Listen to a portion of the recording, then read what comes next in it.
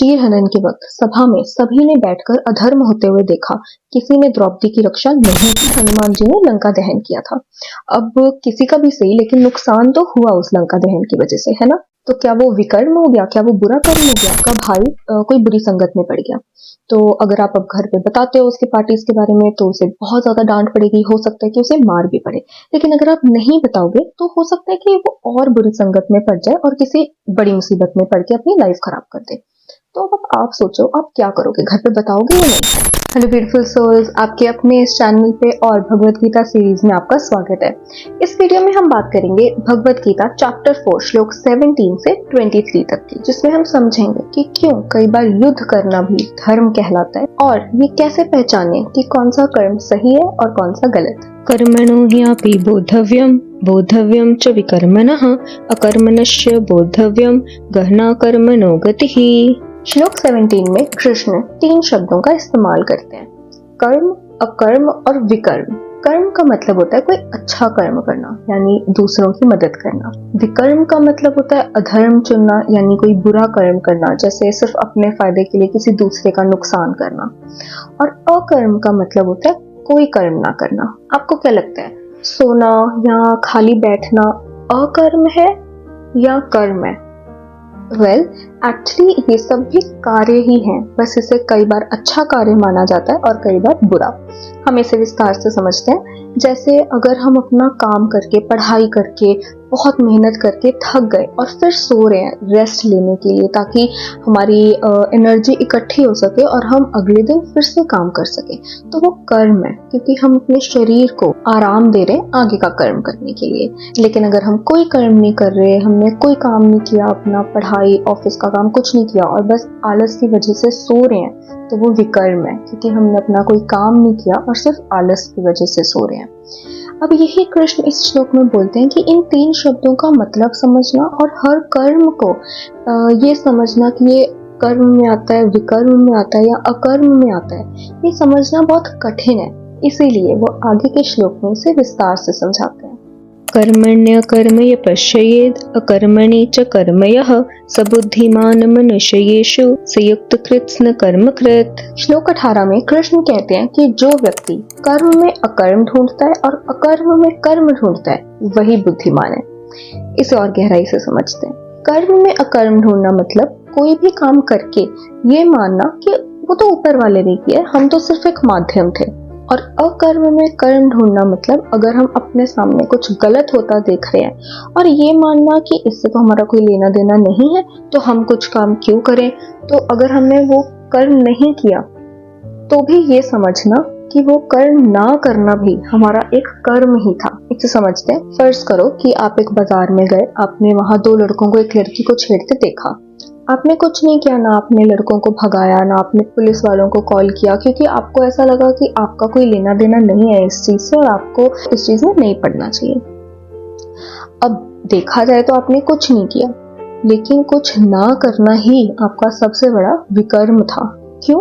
क्योंकि आपने अधर्म होते हुए देखा, लेकिन फिर भी उसके खिलाफ आवाज नहीं उठाई, आपने धर्म का साथ नहीं दिया। जैसे चीरहरण के वक्त सभा में सभी ने बैठकर अधर्म होते हुए देखा, किसी ने द्रौपदी की रक्षा नहीं की।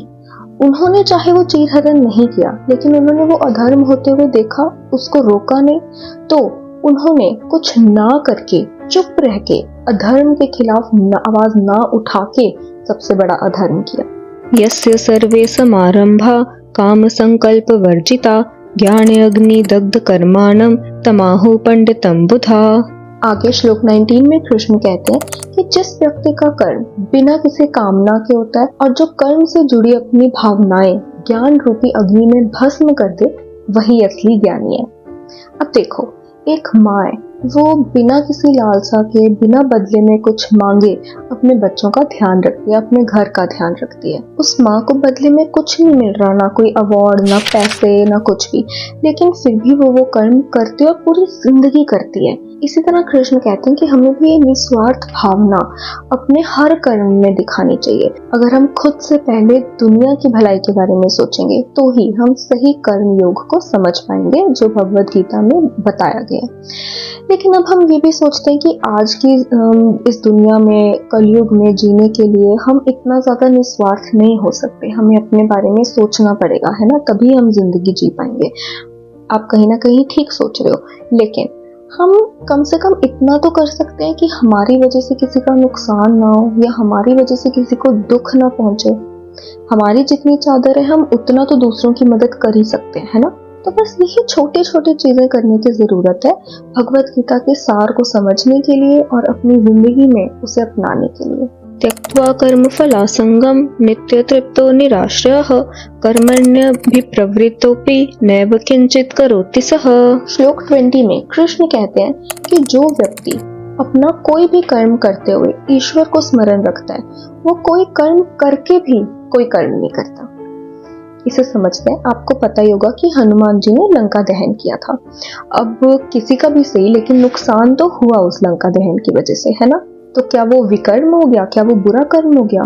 नहीं, उसे कर्म माना जाता है, अच्छा कार्य माना जाता है, क्योंकि उन्होंने वो कार्य श्री राम को स्मरण करके किया और पूरी दुनिया की मदद करने के लिए, पूरी दुनिया की रक्षा करने के लिए उन्होंने वो कार्य किया, इसलिए उसे सही माना जाता है। इंटेंशंस, नियत उनकी सही थी और इसीलिए महाभारत का युद्ध भी धर्म माना जाता है, क्योंकि उस युद्ध को करने के पीछे जो इरादा था, नियत थी अर्जुन की, श्री कृष्ण की, वो साफ थी। पूरी दुनिया की मदद करने के लिए धर्म स्थापना करने की नियत थी, इसलिए उस युद्ध को भी सही माना जाता है, कर्म माना जाता है। लेकिन ये सारे कार्य हमें भगवान को स्मरण रख के अपने मन में एक अच्छा उद्देश्य लेकर करने हैं, तभी ये अच्छे कर्म माने जाएंगे।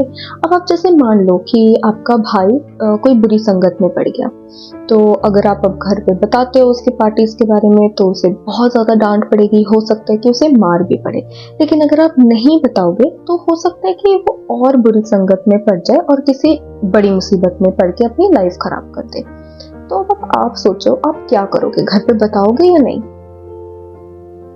वेल, ऑब्वियसली बताओगे, राइट, क्योंकि आप अपने भाई से प्यार करते हो, आप चाहते हो कि वो सही रास्ते पर चले, इसलिए चाहे उसे चंद दिनों की, कुछ दिनों की मुसीबत सहनी पड़े, डांट पड़े, मार पड़े, लेकिन एटलीस्ट उसकी जिंदगी तो संवर जाएगी, वो सही रास्ते पर तो आ जाएगा।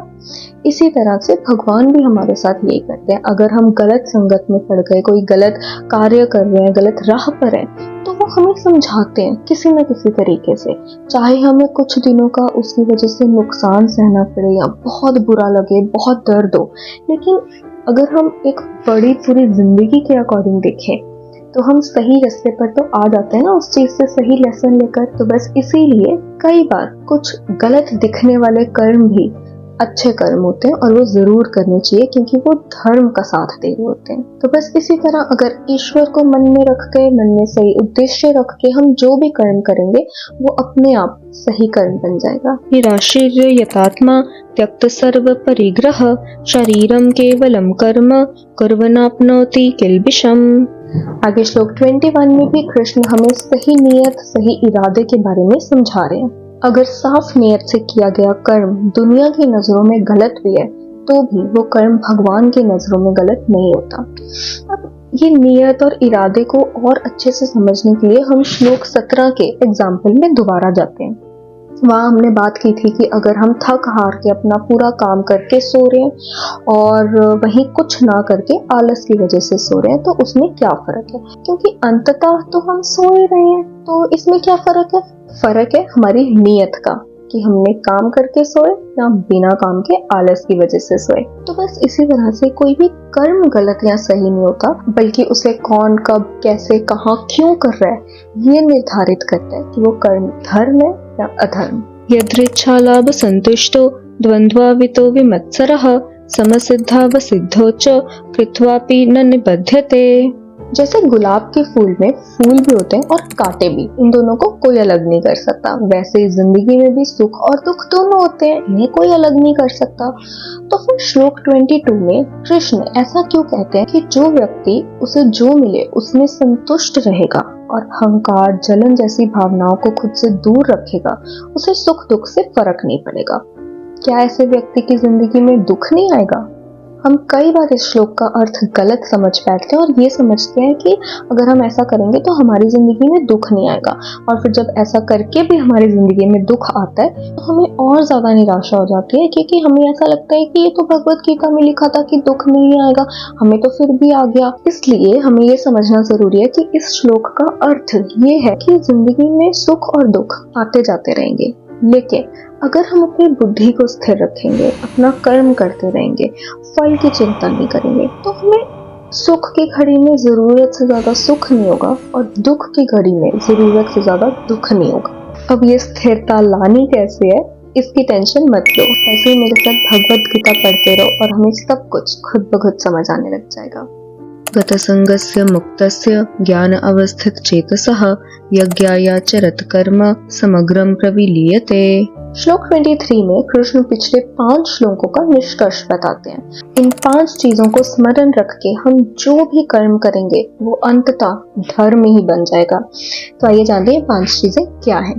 किसी वस्तु या प्राणी से लगाव न होना, सबको एक समान मानना, खुद की पहचान को सिर्फ लुक्स या अपने बाहरी शरीर से नहीं बल्कि अपनी आत्मा से और अपने ज्ञान से समझना, ये जानना कि हर चीज में किसी न किसी दिन नष्ट हो जाना है, सिर्फ आत्मा अजय और अमर है। मैं, मेरी, मुझे, मेरा वाला जो फीलिंग है उसे खत्म कर देना, खुद से इस भावना को खत्म कर देना, और जो करना है इस दुनिया की भलाई के लिए करना है, और ये मानना है कि हमारी वजह से कभी किसी का दिल ना दुखे और कभी किसी का नुकसान ना हो। ऐसे ही गीता के गहरे मतलब समझते रहने के लिए अपने इस चैनल को सब्सक्राइब कर लो। इस वीडियो को जिसे भी आप जानते हो उनके साथ जरूर शेयर करना, क्योंकि गीता का ज्ञान हम जितना लोगों में बांटेंगे उतना ही हमें और समझ आने लग जाएगा। जय श्री कृष्ण।